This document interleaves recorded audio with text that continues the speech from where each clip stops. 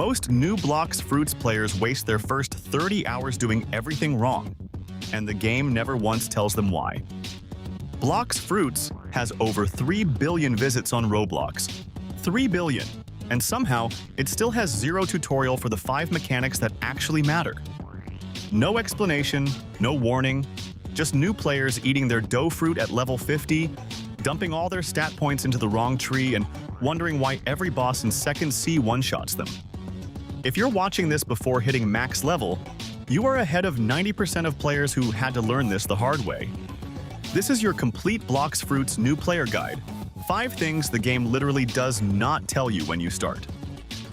These aren't opinions. These are mechanics baked into the game that affect your damage, your grinding speed, your PvP, and your progression. Every single session, we're talking Buso Haki, stat allocation, fruit timing, instinct activation, and race awakening. Real specifics, real numbers, no fluff. Let's go. Number 5. Buso Haki. Also called Blackleg Enhancement, and this is the one that kills new players the most. Here's what Blox Fruits doesn't tell you. Starting in second C, almost every single boss and elite enemy has Haki armor. That means your fruit abilities, your magma, your flame, your ice, they do reduce damage unless you have Buso Haki trained up and actively coding your hits. The game shows you a little Buso Haki bar when you buy it from the ability teacher for 25,000 belly. But it never explains that you have to hold M1 to build the coding, and that higher Buso levels, up to level 500, increase how much damage you deal through armored enemies. Most new players buy it, see the bar, and think they're done. They're not even close. But here's the thing. Buso Haki also lets you hit Logia users. If someone is running Magma Fruit and you don't have Haki, your punches pass right through them. Zero damage. You look insane swinging at someone doing nothing to them. So here's what you do. Buy Buso Haki the second you hit second C. Equip it. Hold M1 on every enemy you fight, every single time. That's how you level it. It passively trains as long as you're using it. By the time you hit level 1500, if you've been consistent, you'll have enough Buso mastery to actually deal real damage to bosses like Soul Reaper and Island Empress, who both have Haki armor by default. This single mechanic changes your entire damage output. Don't sleep on it. Number 4. Stat point allocation. And this one is genuinely painful to watch new players mess up. Every time you level up in Blox Fruits, you get points to put into 5 stats: melee, defense, sword, gun, and fruit.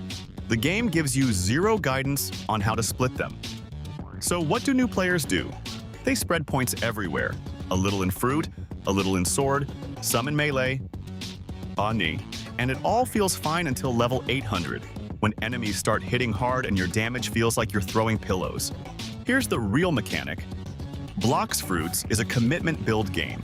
If you want to use a devil fruit, say you're running Buddha for grinding or you saved up for dough, every single point needs to go into fruit stat. Not 50-50, not 70-30, all of it. Because your fruit abilities scale almost entirely off your fruit stat. A dough Z move with 2500 fruit stat hits completely differently than the same move with 1200 fruit stat. Same fruit, completely different damage. And it gets worse.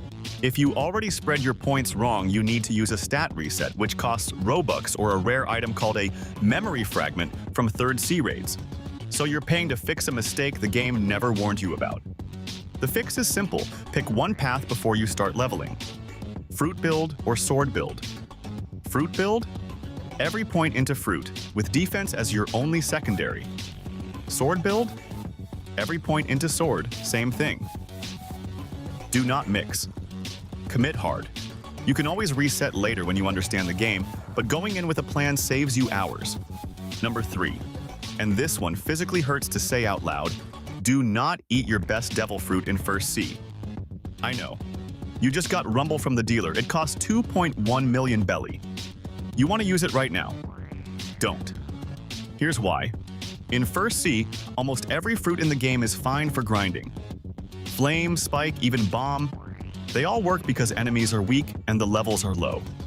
So new players eat their rare fruits at level 200, grind through first C, and feel great. But then they hit second C. And here's what actually happens. Second C enemies have more HP, better resistances, and the bosses, like Cake Queen, require specific combat knowledge.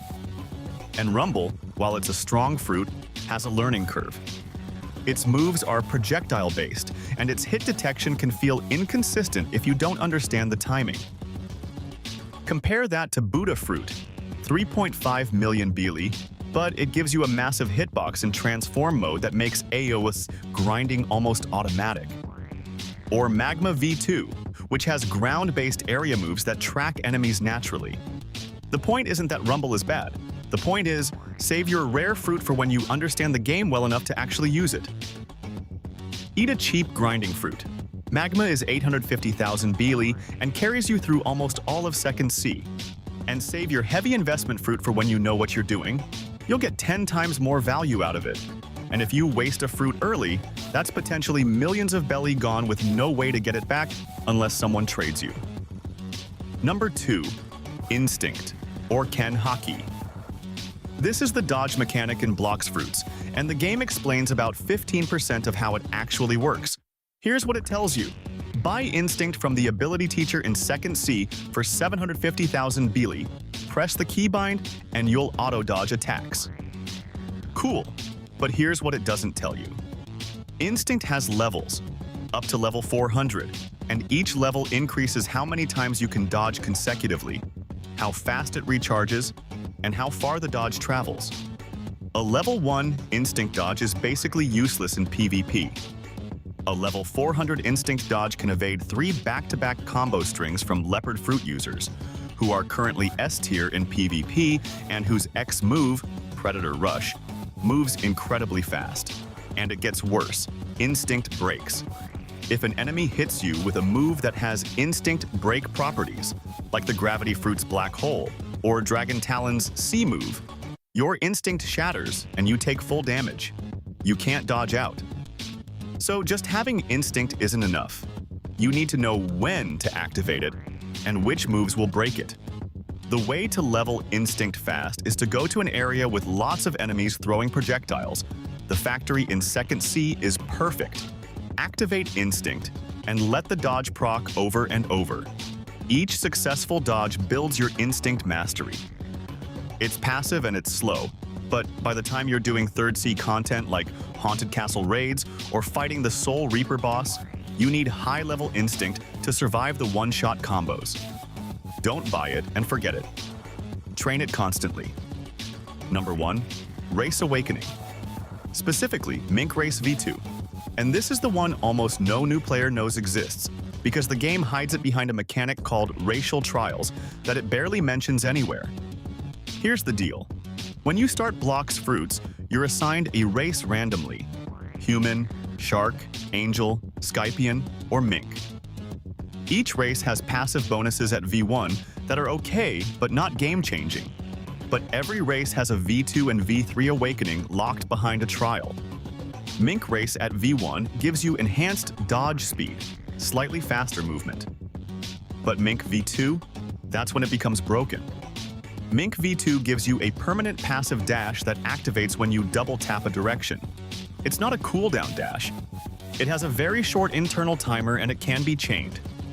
In PvP, Mink V2 lets you close the gap on players running away, dodge sideways out of fruit combos, and reposition mid-fight faster than almost any other race at the same tier. For grinding, it means you're moving between enemy spawns faster than players on human or angel race. And it gets better. Mink V3 adds a transformation called Thunder God Mode that buffs your speed and gives you a mini-electric AoE. But you can't get V3 without V2 first. To unlock Mink V2, you need to complete the Mink trial, which requires you to be in second C and interact with the trial NPC. You'll need to defeat a wave of enemies without using any abilities, just M1 attacks and movement. It's hard if you don't know what's coming, but it is absolutely worth doing before you leave second C. Mink V2 is a bigger power spike than most mid-tier fruits, and it costs you nothing except the time to complete the trial. If you've got Mink Race and you haven't done your V2 trial yet, stop watching this video and go do it right now. So there it is. 5 things Blox Fruits never tells new players. Train Buso Haki from day one. Commit to one stat build and don't spread points. Save your rare fruit for when you're actually ready to use it. Level your instinct actively. Don't just buy it and move on. And if you're Mink race, get your V2 done in second C. These are the Blox Fruits tips for beginners that separate players who grind smart from players who grind for nothing. If this video saved you even 1 hour of wasted time, drop a like. It genuinely helps the channel. Subscribe to Roblox Today for daily Blox Fruits videos, guides, and update breakdowns. And comment below, which one of these did you not know? I'm guessing number 1. See you in the next one.